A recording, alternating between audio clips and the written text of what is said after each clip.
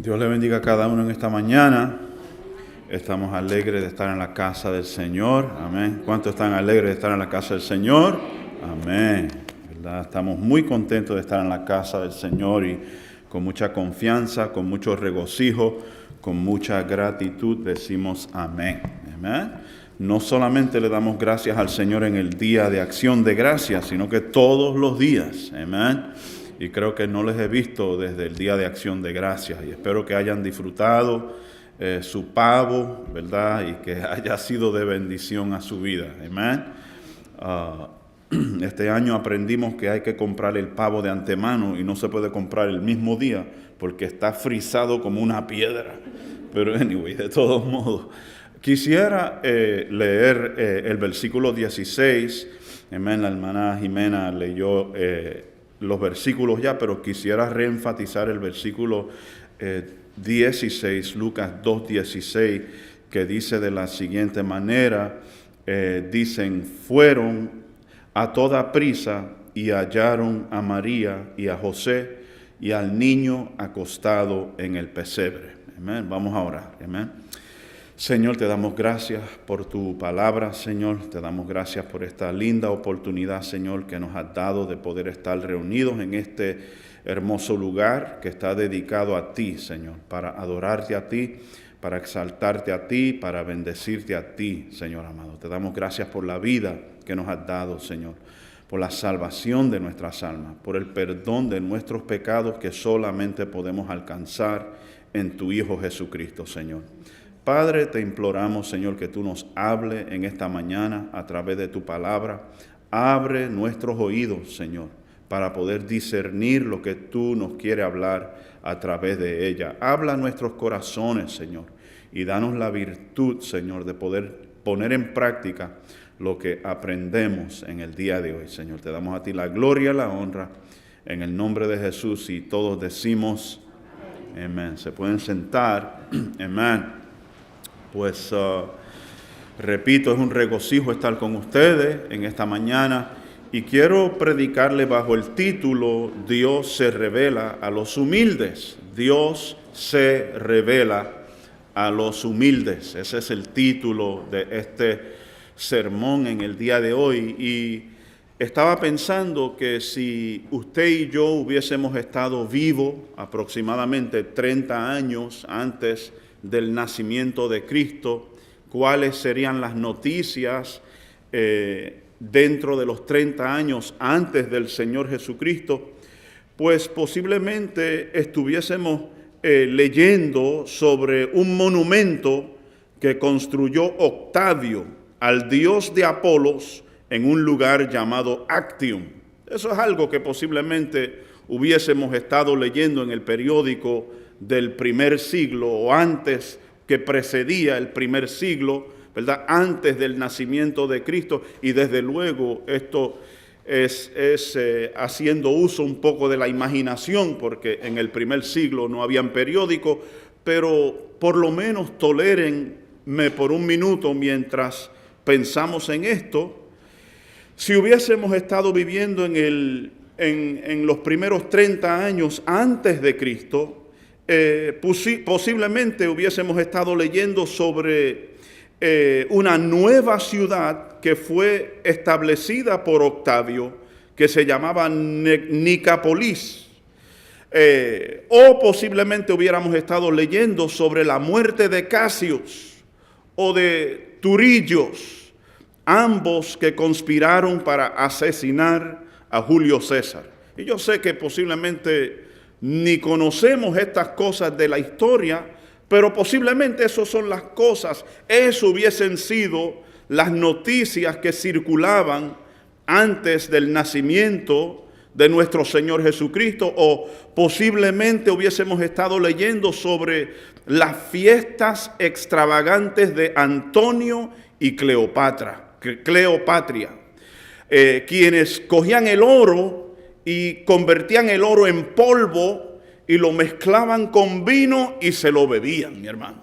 Posiblemente eso hubiese sido la noticia, lo que nos hubiese llamado la atención en el primer siglo antes del nacimiento de nuestro Señor Jesucristo, o posiblemente hubiésemos estado leyendo sobre el suicidio de Antonio o de Cleopatra, ambos se suicidaron, o posiblemente hubiésemos estado leyendo sobre otros eventos cerca del año 4 antes del Señor Jesucristo. Y por más interesantes que estas cosas hubiesen sido, ninguna de ellas hubieran sido más importantes de lo que Dios le reveló a unos pastores aproximadamente 4 años antes del nacimiento de nuestro Señor Jesucristo en la región de Belén de noche, mi hermano. Así que el punto es que muchas cosas interesantes estaban ocurriendo dentro de la historia en el tiempo del nacimiento de nuestro Señor Jesucristo. Y todas esas noticias eran muy significantes posiblemente para la historia, mi hermano, pero lo más importante que estaba sucediendo, mi hermano, fue el nacimiento de nuestro Señor Jesucristo, y a Dios le plació revelárselo a unos pastores que estaban velando sus ovejas de noche, mis hermanos, y mientras ellos velaban, ellos recibieron una revelación de que el Mesías, el Salvador, el Señor Jesucristo había nacido, mi hermano. Y traigo esto como una introducción, mi hermano, para ilustrar de que Dios eligió, Dios decidió revelarse a los humildes, como dice el título de este sermón en el día de hoy, mi hermano. Dios se revela a los humildes, mis hermanos. Y fíjese, si usted va conmigo al libro de Lucas, capítulo 2, versículo 8, para leer juntos allí, y voy a explicarle algunas cosas para que podamos entender. Dice lo siguiente: en la misma región había pastores que estaban en el campo cuidando sus rebaños durante las vigilias de la noche, y me voy a detener leyendo ese texto solamente. Sin embargo, mi hermano, esto Lucas está narrando, ¿verdad?, el nacimiento de nuestro Señor Jesucristo. Si vamos al versículo 6, vamos a incluir el versículo 5, dice: para inscribirse junto con María, desposada con él, la cual estaba encinta. Y sucedió que mientras estaban ellos allí, se cumplieron los días de su alumbramiento, y dio a luz a su hijo primogénito. Le envolvió en pañales y le acostó en un pesebre, porque no había lugar para ellos en el mesón. Así que, mi hermano, Lucas está narrando el nacimiento de nuestro Señor Jesucristo. Ustedes conocen la historia. Augusto César había proclamado un empadronamiento donde todos los ciudadanos del Imperio Romano, el mundo conocido de aquel entonces, tenían que regresar a sus tierras natales para ser empadronados. Era un modo de el imperio saber cuántas personas con quienes contaban. Era un modo de levantar impuestos. También era un modo para reclutar, para saber cuántos hombres habían en su reino, para reclutarlos para el ejército también. Habían unos motivos políticos detrás de este empadronamiento, y María y José, ambos tienen que viajar desde Nazaret hasta Belén, y si no me equivoco son como algunas 29 millas de distancia entre Nazaret y Belén, mi hermano, y ambos tienen que viajar, mi hermano, y créeme, mi hermano, una mujer encinta, sin taxi, mi hermano, sin carro, ¿ok?, tenía que viajar desde Nazaret con su desposado, con su esposo, con José, mi hermano, y viajar, mi hermano, y llegar a Belén, mi hermano, justamente a tiempo, en el momento dado, mi hermano, para alumbrar, para dar a luz al Mesías, al Señor Jesucristo, al Salvador, mi hermano. Ella lo da a luz justamente a tiempo en Belén, mi hermano, y se cumple la profecía, mi hermano, de las Escrituras que habla en el libro de Malaquías, el profeta menor.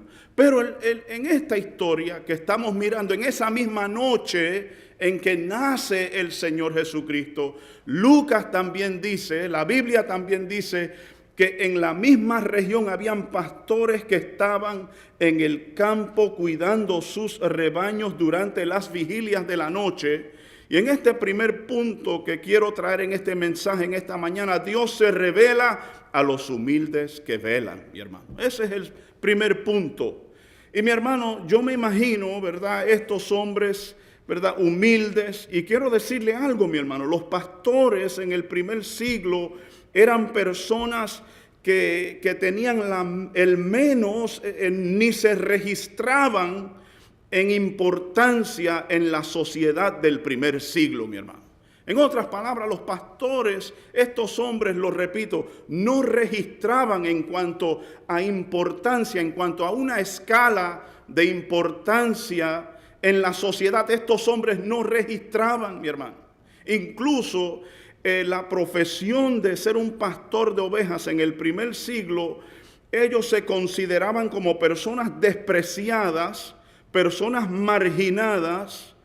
Incluso se consideraban al mismo nivel que los publicanos. Los publicanos eran aquellos que colectaban los impuestos para el Imperio Romano. Eran una gente despreciada en la sociedad. A ese mismo nivel se consideraban los pastores que velaban estas ovejas, mis hermanos. Incluso vamos a hablar un poco más del nivel social de estos pastores. No solamente eran marginados, pero su testimonio no se consideraba válido en un tribunal de justicia. Uno no podía traer un pastor de ovejas a un tribunal para dar testimonio. Su testimonio no se consideraba fiable y no se consideraba, mi hermano, válido en una corte de justicia, mi hermano. Incluso se dice que los pastores del campo, si usted lee los comentarios y usted estudia un poco sobre qué tipo de persona eran estos pastores del campo, incluso ni hablaban bien, no tenían una buena fonética, no hablaban bien, mi hermano. Le voy a decir lo que es lo más probable de estos hombres, que estos hombres eran ineducados. Estos hombres eran personas, mis hermanos, que no tuvieron oportunidades para tener mejores trabajos en la sociedad, mi hermano, y tuvieron que aceptar ese empleo, esa situación. Eso fue lo que la sociedad le ofreció, eso fue la puerta que se le abrió a ellos, pastorear ovejas. Y no de día, pastorearlas de noche. ¿Quién se alista para tomar ese trabajo en el día de hoy? Para tomar su nombre. ¿Quién dice aquí estoy, yo lo hago? Mi hermano, eso era el nivel social en que se encontraban estos pastores, mis hermanos. Para ser más claro, para ser más transparente, mi hermano, eran de la parte de la clase baja de la sociedad, mi hermano. Eran de la clase baja de la sociedad. Sin embargo, Dios le place revelarse a estas personas, mis hermanos. Por eso es que este mensaje en esta mañana, mi hermano, es que Dios se revela a los humildes. Y en este primer punto, Dios se revela a los humildes que velan. Y es aquí, mi hermano, donde, aunque estos hombres posiblemente no eran de la más alta clase social y muchas cosas, yo intenté demostrarle a ustedes que muchas cosas importantes estaban sucediendo en el primer siglo alrededor del nacimiento de Jesucristo. El primer emperador romano se había establecido, Augusto César, mi hermano. Antes de Augusto César, la ciudad de Roma, mejor dicho, el imperio romano, se gobernaba por 3 gobernantes, uno siendo Lápides, lo estoy diciendo en inglés, no lo sé decir en español. Uno es Lápides, uno es Marco Antonio y uno es Octavio, mi hermano. Estos 3 personajes, mis hermanos, son las personas más importantes en el reino. Muchas cosas importantes están sucediendo en el imperio romano, mi hermano, pero a Dios no le place revelarse ni a Octavio, ni a Lápides, ni a Cleopatra, ni a Antonio, mi hermano, ni a nadie más, sino que Dios se le revela a los más humildes de la sociedad, mi hermano. Dios se revela a las personas que no son ni reconocidas en la sociedad, personas que no registran en la escala de los niveles sociales, mis hermanos, personas marginadas, personas, creo que lo puedo decir, personas despreciadas, mis hermanos. El Señor le place revelarse a los humildes, mis hermanos. Y yo creo, mi hermano, que aunque estas personas son personas humildes, mis hermanos, tienen unas características admirables, mis hermanos. Tienen unas características admirables porque están velando. Tal parece, mi hermano, y yo repito, no todo el mundo le gustaría tener ese oficio, mi hermano, pero ellos velaban de noche y eso a mí me dice algo del carácter de estos hombres. Esto me dice que estos hombres no solamente eran humildes, pero había algo en su carácter, mi hermano, que ellos cuidaban las ovejas no de día, sino de noche, mi hermano. Y es interesante cuando uno estudia un poco sobre por qué ellos cuidaban las ovejas de noche, mi hermano. Cuidaban las ovejas de noche porque de día las ovejas estaban en riesgo de las fieras y de los ladrones, mis hermanos. Tenían que cuidarlas de noche porque era de noche que la oveja no se deshidrataba, mi hermano. Y era la mejor manera de cuidar estas ovejas y asegurar la seguridad de estas ovejas, mis hermanos. Y yo creo que eso nos dice algo de la diligencia de estos hombres, mis hermanos. Que no solamente eran humildes, pero yo creo que al mirar el pasaje bíblico y considerar el trabajo de esta gente, mi hermano, yo creo que podemos decir también que no solamente eran humildes, sino que eran diligentes, mis hermanos. Y yo creo que esto es un punto importante. Me voy a ir más lejos y voy a hablar un poco como mi mamá. Ser humilde no es ser vago. Ser humilde no es ser haragán. Ser humilde no es ser indiferente. No es que yo no tengo nada porque yo soy humilde. No, usted no tiene nada porque usted no es diligente. La humildad nada tiene que ver con la vagancia, con la haraganería, mi hermano.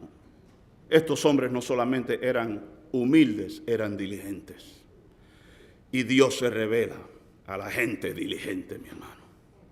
Yo le voy a mostrar un pasaje bíblico que nos demuestra que la humildad es algo que atrae el favor de Dios. Me gustaría que ustedes vayan conmigo a un salmo, Salmo 138. Y el Salmo 138, mi hermano, esto es interesante porque es un cántico, Salmo 138. Ya mismo le voy a decir a dónde vamos a leer, comenzando en el versículo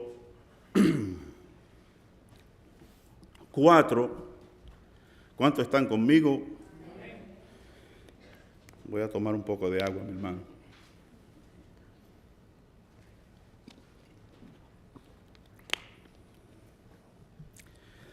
Dice, todos los reyes de la tierra te alabarán, Señor, cuando hayan oído los dichos de tu boca, y cantarán de los caminos del Señor, porque grande es la gloria del Señor.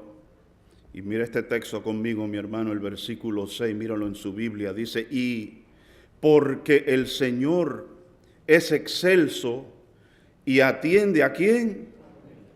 Mas al altivo conoce de lejos. Mi hermano, la humildad, y hay más pasajes bíblicos que nos demuestran que la humildad es una característica que Dios busca en nosotros, es una característica atrayente para Dios. Incluso yo casi me atrevo a decir, voy a tomar el riesgo de decir, que la humildad es un prerequisito para alcanzar la misericordia de Dios, para alcanzar el favor de Dios. Yo creo que la humildad es necesaria. Todo el que se acerque al Señor Jesucristo tiene que acercarse al Señor Jesucristo con humildad, mi hermano. Con humildad. Yo les releo el texto que dice aquí este salmista, dice, porque el Señor es excelso y atiende al humilde, mas al altivo conoce de lejos. Mi hermano, yo repito un poco sobre estos pastores. Eran diligentes, cuidaban estas ovejas de noche, se trasnochaban cuidando estas ovejas. Algunos comentaristas como William Barclay, Cree que estos pastores cuidaban las ovejas que se usaban para los sacrificios en el templo. Eso es una creencia no solamente de Barclay, hay otros comentaristas que dirían eso. Yo creo que eso no se puede comprobar, pero como quiera que sea, algunos comentaristas lo creen. Pero yo señalo más la diligencia de estos hombres que velaban esas ovejas de noche, las cuidaban de noche para mantener la seguridad de estas ovejas, mis hermanos. Y esto demuestra una diligencia de parte de estos pastores, mi hermano. Tenían un night shift, tenían un turno de noche, mi hermano. Y esto nos dice algo, mi hermano, no solamente de la humildad de ellos en cuanto a la clase social, pero nos revela algo en cuanto a la diligencia de estos hombres. Creo que es algo admirable en ellos, mis hermanos. Y en este segundo punto, mi hermano, los humildes buscan al humilde. Ellos están allí velando de noche, mi hermano, están cuidando las ovejas. Inesperadamente un ángel, mi hermano, viene a donde ellos, como dice el versículo 9 de Lucas capítulo 2, versículo 9. Mírelo conmigo, mi hermano, mira lo que sucede. Dice lo siguiente: y un ángel, ¿verdad? Ellos están pastoreando, cuidando el rebaño durante las vigilias de la noche. Y un ángel del Señor se les presenta y la gloria del Señor los rodeó de resplandor y tuvieron gran temor. Yo creo que vale la pena releer ese texto. Y he aquí, el ángel del Señor vino sobre ellos y la claridad de Dios los cercó de resplandor y tuvieron gran temor, mi hermano. O sea que de repente, inesperadamente, mientras ellos estaban haciendo su tarea, estaban haciendo su trabajo, un ángel del Señor se les presenta y todo queda brillante, todo queda radiante a su alrededor, mi hermano. Yo creo que la reacción de nosotros hubiese sido igual, nos hubiésemos atemorizado, estuviésemos atónitos, sorprendidos de esta manifestación repentina, inesperada. De repente un ángel se le presenta en medio de ellos, interrumpe su turno de noche, mi hermano. Y ellos estaban sorprendidos, y eso es algo muy natural. Sin embargo, yo comencé a mirar y a estudiar el texto un poquito más. Y sabes una cosa, lo que yo descubrí es que Lucas usa una palabra acá, mi hermano, para hablar sobre el resplandor, para hablar sobre la claridad alrededor de estos hombres. ¿Qué clase de luz irradiaba alrededor de estos pastores? Y él utiliza la palabra, y tengan paciencia conmigo, por favor. ¿Cuántos queremos aprender esta mañana? Digan amén. Si no sabe decir amén, diga quiero aprender. Amén. Una de las dos. Amén. Queremos aprender en esta mañana, porque la palabra de Dios, mi hermano, es muy fidedigna. Usted y yo podemos confiar en la palabra del Señor. Si hay algo en que usted puede confiar con mucha confianza y mucha seguridad, es la palabra de Dios, mi hermano. La palabra de Dios es un tesoro, la palabra de Dios es una roca, la palabra de Dios es infalible, mi hermano. La palabra de Dios es inerrante. La Biblia es tremenda. Vamos a usar esa palabra. Mi hermano, pues Lucas, aprendí a través del estudio que Lucas utiliza para describir el resplandor que estos pastores experimentaron. Para poder describir lo que ellos experimentaron, él utilizó la palabra perilampo. Perilampo, mi hermano, es la palabra que utiliza Lucas. ¿Y sabes qué, mi hermano? Esa palabra solamente figura 2 veces en el Nuevo Testamento. Y la única persona en el Nuevo Testamento que usa la palabra perilampo es Lucas. Y en la otra ocasión que Lucas utiliza esta palabra, le voy a llevar a donde Lucas lo hace, en Hechos capítulo 26. Vaya conmigo, por favor, a Hechos capítulo 26, para mirar el segundo lugar en la Biblia donde se encuentra la palabra perilampo, donde nadie más la usa, solamente Lucas usa esta palabra. Allá en Hechos capítulo 26, mi hermano, y en el versículo 13, mi hermano. Y es cuando Pablo está dando su testimonio Cuando él iba camino a Damasco, ¿cuántos se acuerdan la historia que Pablo iba camino a Damasco y una luz brillante del cielo le ciega y él se cae de su caballo? ¿Cuántos se acuerdan la historia, mi hermano? Y Pablo está dando su testimonio. Eso está en Lucas capítulo 9, pero acá en Lucas capítulo 26, Pablo está dando su propio testimonio de esa experiencia. Y quiero que miren este texto conmigo, por favor. Lucas 26, 13, mi hermano. Mira lo que dice Pablo. Él dice: al mediodía. ¿Cuántos saben que el sol está a tojender al mediodía? ¿Cuántos saben eso? El sol está en su más brillante estado al mediodía. ¿Cuántos sabemos eso? Amén. Digan amén. Y esto es Pablo. Él dice: al mediodía, cuando estaba el sol brillante, oh rey, yendo de camino, vi una luz procedente del cielo, más brillante que el sol. Mi hermano, ¿usted conoce algo que sea más brillante que el sol? No conozco nada que sea más brillante que el sol.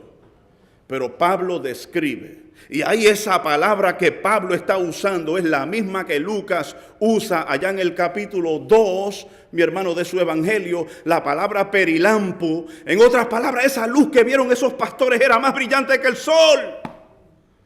Era algo que les cegó, algo impresionante. No era una lucecita, mi hermano. Era algo impresionante y poderoso.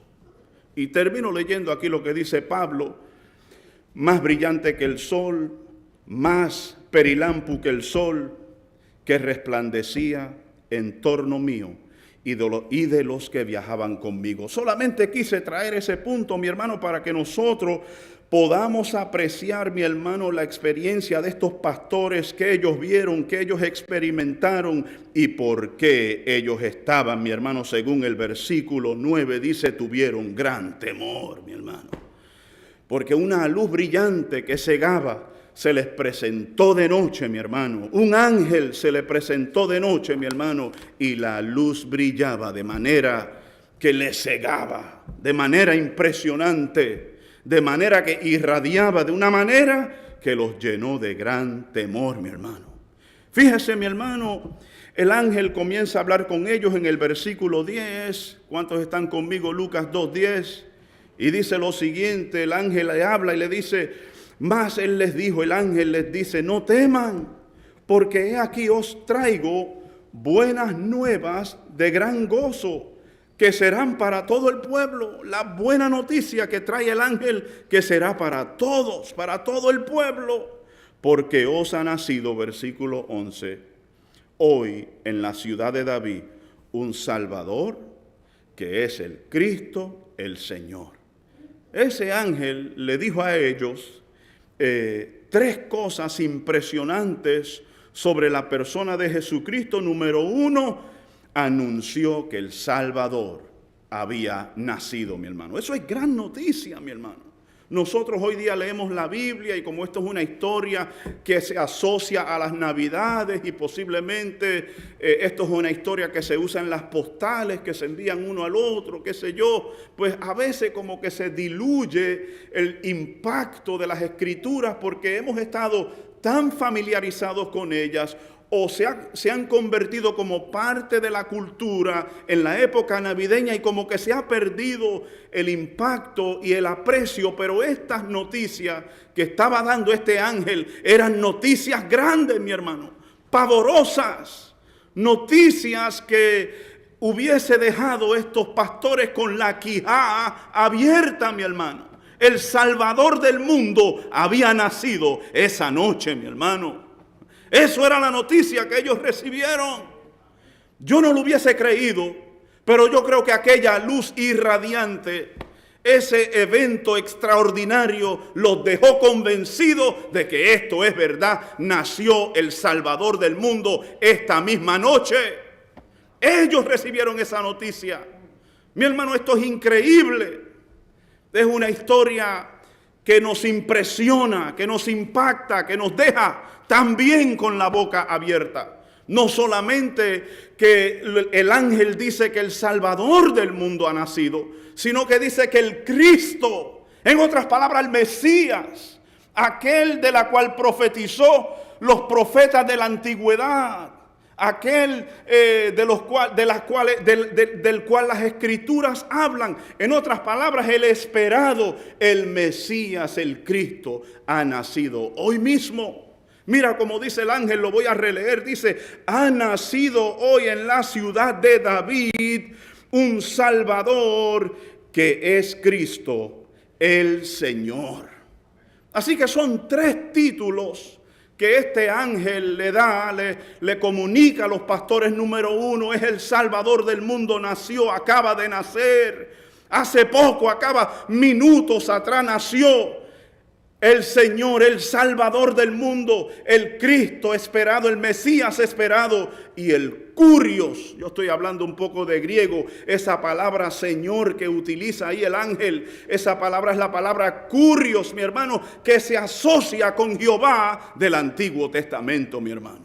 En otras palabras, una persona de autoridad, una figura de autoridad, un amo. Hay una palabra, la escribí por ahí en algún lugar para describirla, pero el Pantocratos, el que tiene todo el poder, ha nacido hoy. Es lo que está diciendo ese ángel, mi hermano. Perdona mi emoción, pero tenemos que entusiasmarnos con la palabra de Dios. Yo espero que el fuego de Dios se meta en cada uno de nosotros y que recibamos un entusiasmo por la palabra de Dios. Que respiramos la palabra de Dios, que compartamos, que vivamos las Escrituras.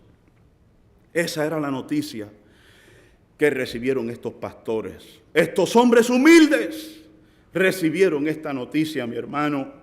Algo pavoroso, algo increíble, algo sorprendente recibieron estos hombres, mis hermanos. Y fíjese qué interesante en el versículo 12. Por favor, mira el versículo 12 conmigo en esta mañana, mi hermano. Use su Biblia, use su celular, use lo que usted tenga. Si no puedes, escuche. Dice, y esto, mira lo que le dice el ángel, mi hermano. Esto es el ángel hablando con ellos.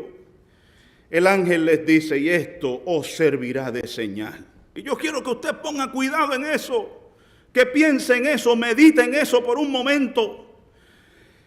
Y esto os servirá de señal: hallaréis al niño envuelto en pañales, acostado. ¿A dónde? Voy a leerle algo.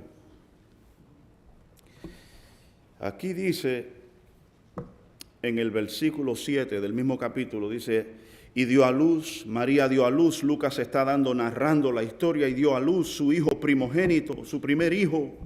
Lo envolvió en pañales, le acostó en un pesebre porque no había lugar para ellos en el mesón. Óigame, mi hermano, si uno se pone a meditar y uno se pone a reflexionar de lo que el ángel le está diciendo, mira, nació el Salvador del mundo.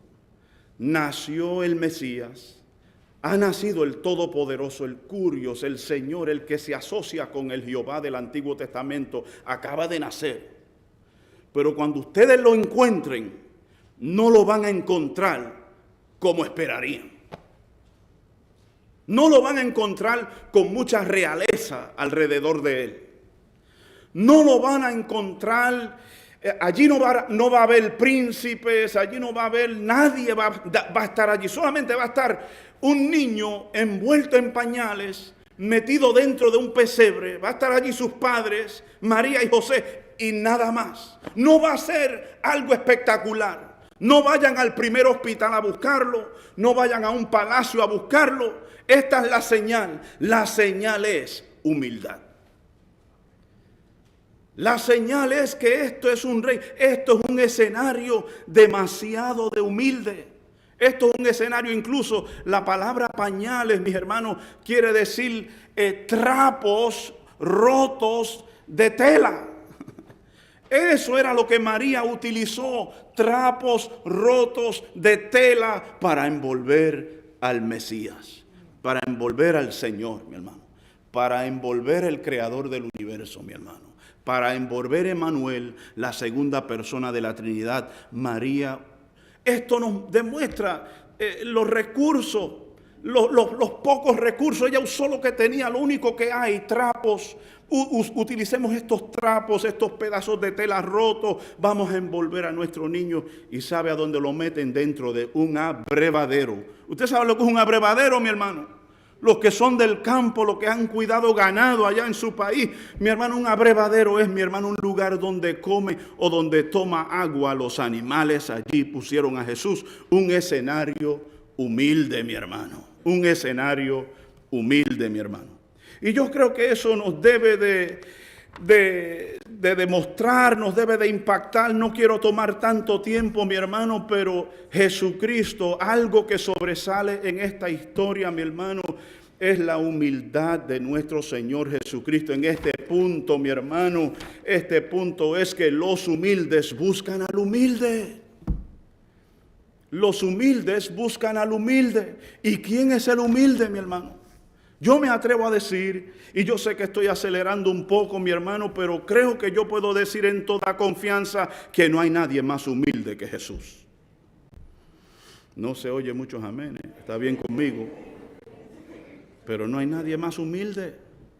Yo rápidamente le voy a leer, no se lo voy a leer, pero en su totalidad, pero ustedes conocen en Filipenses capítulo 2, mi hermano, lo que Pablo habla de la persona de Jesucristo. Filipenses capítulo 2, comenzando desde el versículo 5, mi hermano, él dice: haya pues en vosotros esta actitud que hubo también en Cristo Jesús, el cual, aunque existía en forma de Dios, no considerar el ser igual a Dios como algo a que aferrarse, sino que se despojó a sí mismo, tomando forma de siervo, haciéndose semejante a los hombres, y hallándose en forma de hombre se humilló a sí mismo, haciéndose obediente hasta la muerte y muerte de cruz. ¿Cuántos creen que Cristo es humilde? Vayan conmigo a Mateo capítulo 11, mi hermano. Y voy a tratar de acelerar desde acá. Mateo capítulo 11 y en el versículo 29, que dice lo siguiente. Estas son las mismas palabras de nuestro Señor Jesucristo. Él dice: tomad mi yugo sobre vosotros y aprended de mí, que soy manso y humilde de corazón, y hallaréis descanso para vuestras almas. ¿Cuántos creen que Cristo es humilde, mi hermano? Y si eso no es suficiente para convencernos de que nuestro Señor Jesucristo, que no hay nadie más grande que Él en humildad. Nadie puede ser más humilde que el Señor Jesucristo, mi hermano. Hay hasta una etapa donde alguien puede decir que es humilde y está presumiendo. ¿Será posible que la humildad se pueda fingir? Mi hermano, no hay nadie más humilde que nuestro Señor Jesucristo. Miremos lo que dice Juan capítulo 13, versículo 5, para que podamos observar la humildad de nuestro Señor Jesucristo, mi hermano, que nadie es más humilde que nuestro Señor Jesucristo, mi hermano. Jesucristo es grande en humildad, mi hermano. Nuestro Señor Jesucristo es grande, Él es enorme. Creo que no estaría mal si yo lo digo de esta manera. Tal vez suene como una exageración, pero Cristo es infinito en humildad, mi hermano. Nadie más humilde que el Señor. Mira lo que dice Juan capítulo 13, versículo 5. Luego echó agua en una vasija y comenzó a lavar los pies de los discípulos y a secárselos con la toalla que tenía ceñida. ¿Cuántos creen que Cristo es humilde? Su Señor es humilde. Nuestro Señor Jesucristo es humilde. Nuestro Señor Jesucristo es grande en humildad. Y ¿sabes qué, mi hermano? Como dice este punto, los humildes buscan al humilde, mi hermano. Dios quiera que nosotros nos podamos catalogar, categorizar como los humildes que buscan al más humilde. ¿Cuántos pueden decir amén? ¿Cuántos quieren buscar al humilde? ¿Y cuántos entendemos que un prerequisito para encontrar al humilde es la humildad? La humildad, mi hermano. Estos hombres recibieron estas tremendas, estas maravillosas noticias de que el Mesías había nacido, de que el Salvador había nacido, de que el Curios, el Señor Todopoderoso, había nacido, mi hermano. Pero cuando lo iban a encontrar, no lo iban a encontrar como se esperaba, sino que lo iban a encontrar en condiciones muy humildes, mis hermanos. En condiciones muy humildes. Nuestro Señor es humilde. Y en este último punto, mi hermano, los humildes tienen la recompensa de conocer a Jesús. Los humildes, vamos a resumir los 3 puntos para que esto se quede grabado. Dios se revela a los humildes que velan. Eran humildes, pero eran diligentes. Número 2, los humildes buscan al humilde. Y número 3, este último punto, los humildes tienen la recompensa de reconocer a Jesús, mi hermano.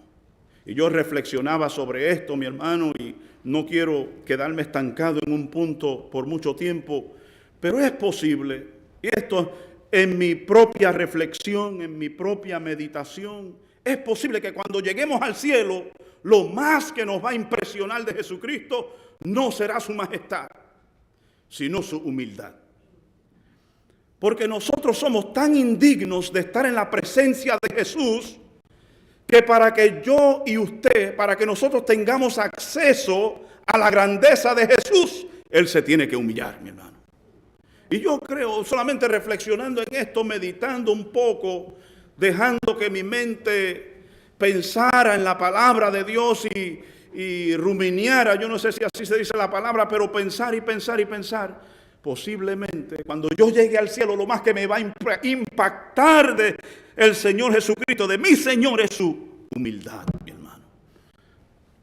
Algo que realmente debe de compungirnos a cada uno, mi hermano. Y estos pastores, para ya ir bajando la cuesta, mi hermano, en el versículo 13, esta historia es como una composición de un compositor clásico, como Mozart, diríamos, o como de Beethoven. En la primera parte de la composición hay un ángel, pero en la segunda, mira lo que dice el versículo 13, de repente, mírelo conmigo, mi hermano, tengan paciencia conmigo. De repente apareció con el ángel una multitud de los ejércitos celestiales alabando a Dios y diciendo. Esta es la segunda parte de la composición, mi hermano.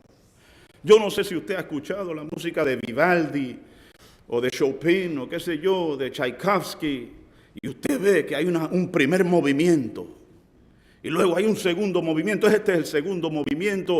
El primer movimiento es un ángel, el segundo movimiento es una multitud de ángeles que se aparecen y ellos decían: gloria a Dios en las alturas y en la tierra paz entre los hombres en quienes Él se complace. Please, miren eso conmigo de nuevo. Dice: gloria a Dios en las alturas y en la tierra paz, Irene, paz, entre los hombres en quienes Él se complace. ¿Sabes quiénes son los hombres con quien Él se complace? Yo creo que podemos decir que son los humildes. La gente humilde complacen a Dios. La gente humilde complacen a Dios. Voy a acelerar aquí porque estoy tomando mucho tiempo. Pero la humildad es un fruto del Espíritu que debemos de tener en nuestra vida. No hemos recibido el Espíritu Santo cuando venimos a Cristo y nacemos de nuevo, y el Espíritu Santo viene a morar en nosotros y hace residencia permanente en nosotros. El Espíritu Santo, pues uno de esos frutos que Él anhela producir en usted y en mi persona, es la mansedumbre. Poner un fruto en nosotros que nos dé más semejanza al Señor Jesucristo. Si yo me quiero ver más como el Señor Jesucristo, si usted y yo queremos vernos un poquito más como el Señor Jesucristo, la humildad. Pero no voy a tomar tanto tiempo, ya ustedes conocen la historia, yo solamente se la voy a leer. Dice: aconteció que cuando los ángeles se fueron al cielo, los pastores se decían unos a otros: vayamos pues a Belén y veamos esto que ha sucedido, que el Señor nos ha dado a saber. Vamos para allá, vamos a ver esto. Vamos a Belén para ver lo que el Señor nos ha manifestado, lo que el Señor nos ha enseñado en esta noche. El Señor nos ha enseñado algo grande, algo impactante, algo pavoroso. Y dice el texto, versículo 16, fueron a toda prisa. En este caso dejaron las ovejas atrás, me imagino. Fueron a toda prisa y hallaron a María y a José y al niño acostado en el pesebre. Y cuando lo vieron, dieron a saber lo que se les había dicho acerca del niño. Me voy a detener aquí, mi hermano. Como dice este último punto, los humildes tienen la recompensa de conocer a Jesús. En toda la historia de la humanidad, mi hermano, después de María y después de José, estos fueron los primeros hombres que vieron el rostro de Jesús. Esto tiene que haberles impactado. Esto tiene que haberse quedado con ellos para el resto de sus días, mis hermanos. Y yo voy a terminar. Estos hombres son los primeros en predicar el Evangelio de Jesucristo. No voy a ir a los otros textos que tengo porque no quiero consumir más tiempo. Pero estos hombres reciben un mensaje de los ángeles y ellos comienzan a transmitir este mensaje de los ángeles, mi hermano. ¿Y sabes qué, mi hermano? Ya los ángeles no predican. ¿Saben quién predica? No solamente los pastores. Usted predica. La iglesia de Jesucristo. Y aunque esto no está en mis notas ni mi bosquejo, pues creo que podemos decir que hasta los humildes predican y hablan de Jesús. Estos hombres tuvieron la dicha, mi hermano, de conocer a Jesús. Hombres humildes a quienes Dios se les reveló allá en el campo, haciendo su tarea. Posiblemente era algo que hacían todos los días. Posiblemente un trabajo no tan excitante. Un trabajo rutinario, ordinario. Un trabajo que hacían todos los días. Pero un día el Señor interrumpe su turno, mi hermano, y se revela a los humildes, mi hermano.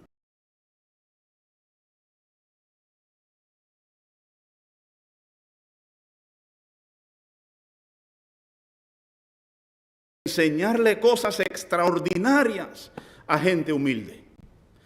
Dios puede enseñarle cosas extraordinarias a gente humilde, mi hermano. Esperamos, ¿verdad?, que esta historia de estos pastores nos impacte a tal grado que anhelemos más humildad en nuestra vida. Que anhelemos ser más como Jesús, más como Cristo en humildad. Amén. Así que vamos a orar. Si hay alguien acá que no conoce al Señor Jesucristo, esto es un excelente tiempo para usted abrir su mente, abrir su corazón, entregar su voluntad al más humilde. Usted le está entregando su vida al más humilde, al Señor Jesucristo. Amén. Vamos a inclinar nuestros rostros. Amén. Amén. Padre Santo, Padre bueno, Señor, te damos gracias, Señor, por tu palabra, Señor, en esta mañana, Señor, que nos habla, que nos exhorta, Señor amado. Hemos aprendido, Señor, tantas cosas especiales y maravillosas, Señor, en ellas, Señor, y pedimos, Señor, que tu palabra pueda producir fruto en nosotros, Señor, fruto en nuestra vida, fruto de humildad, Señor. Señor, también, Señor, si hay una persona en este lugar que no te conoce, que no te ha recibido como único y exclusivo Salvador, que hoy pueda con humildad recibirte a ti, Señor Jesús.